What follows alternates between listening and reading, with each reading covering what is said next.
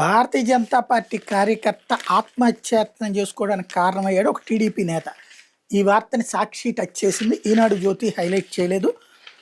ఇంటి స్థలం వివాదంలో సిఐ తన కుటుంబ సభ్యులు వేధించారంటూ ఓ బీజేపీ కార్యకర్త పురుగుల మందు దాగి ఆత్మహత్యాయత్నం చేసిన ఘటన మార్కాపురం జిల్లా త్రిపురాంతకం మండలం పాత అన్న సముద్రం గ్రామంలో సోమవారం జరిగింది.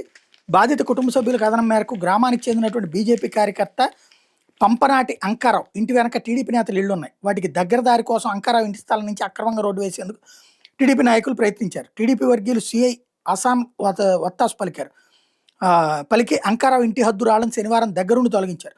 అంతటితో అతని కుటుంబ సభ్యులు పోలీస్ స్టేషన్కి రావాలని హెచ్చరించారు.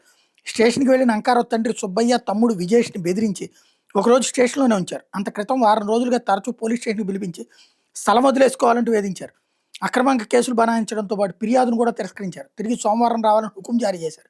దీంతో తీవ్ర మనస్తాపానికి గురైన అంకారావు తన పొలానికి వెళ్లి సెల్ఫీ వీడియోలో ఆవేదన వ్యక్తం చేస్తూ పురుగుల మందు తాగాడు.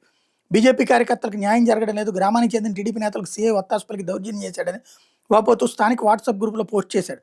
అపస్మారక స్థితిలో ఉన్న అంకారావును పక్క పొలాల్లోనే ఉన్న వ్యక్తి చూసి హుటాహుటిన ఆసుపత్రిలో చేర్చి బంధువులకు సమాచారం ఇచ్చాడు.